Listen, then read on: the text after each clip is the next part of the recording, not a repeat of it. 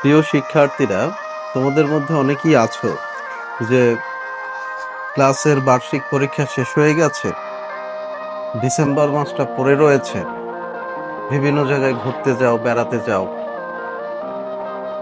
যাও, ঠিক আছে, বেড়ানোর প্রয়োজন রয়েছে, ঘোরার প্রয়োজন আছে, কিন্তু এর পাশাপাশি যেখানেই যাও বই খাতা কলমগুলো নিয়ে যাও, সেখানে গিয়ে কিছু স্টাডি করো, পড়াশোনা করো। অধিকাংশ শিক্ষার্থীরা আসো, এরা বলো যে পরীক্ষা শেষ হয়েছে, সামনের বছরে নতুন বই দেবে, বই দেওয়ার আগে কিসের পড়াশোনা করব, এই মাস তো ঘুরে বেড়াবো। আসলে এই কথাটা সঠিক নয়। এই এক মাস সময়টায় পুরোপুরি রিক্রিয়েশনের পিছনে ব্যয় না করে এর পাশাপাশি তোমাদের অবশ্যই খুঁটিনাটি বিষয়গুলো নিয়ে পড়াশোনা করা উচিত। তোমরা লক্ষ্য করো, ক্লাস 6 থেকে ইন্টারমিডিয়েট লেভেল পর্যন্ত ইংলিশ ব্যাকরণের যে সকল টপিকসগুলো আছে এর অধিকাংশই কিন্তু প্রত্যেকটা শ্রেণীতেই কিন্তু আছে। 6-7 যেগুলো আছে, হয়তোবা অষ্টম শ্রেণীতে সেগুলো তো আছেই, এর পাশাপাশি হয়তোবা একটা দুইটা আইটেম বেশি আছে।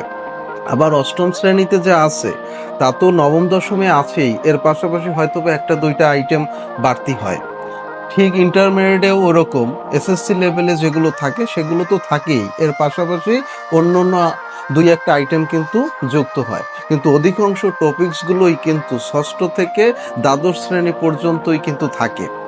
এই ইংরেজি ব্যাকরণের বা বাংলা ব্যাকরণের ক্ষেত্রেও বিষয়টা তদ্রূপ। এই দুইটা সাবজেক্টের খুঁটিনাটি বিষয়গুলো, যে টপিকসগুলোতে তোমাদের দুর্বলতা আছে, সেই টপিকসগুলো নিয়ে এই অবসর সময়টাতে অবশ্যই তোমাদের সময় দেওয়া উচিত। অনেকেই রয়েছে যারা ষষ্ঠ শ্রেণী থেকে সপ্তম, অষ্টম, নবম কমপ্লিট করো, দশম শ্রেণীতে এসএসসি পরীক্ষার আগে এসে তোমার এমন টপিকস আছে যে টপিকসগুলো তোমাদের অজানা থাকে বা তোমরা সলভ করতে পারো না।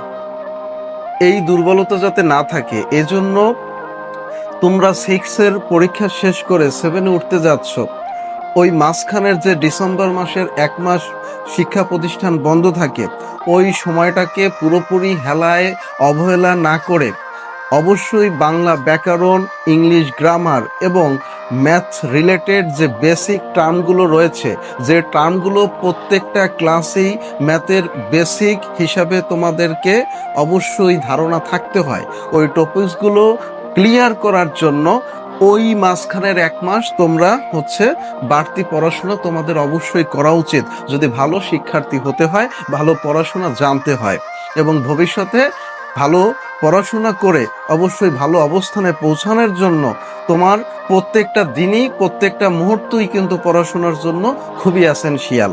তার মানে 24 ঘন্টায় যে পড়তে হবে বিষয়টা এমন নয়।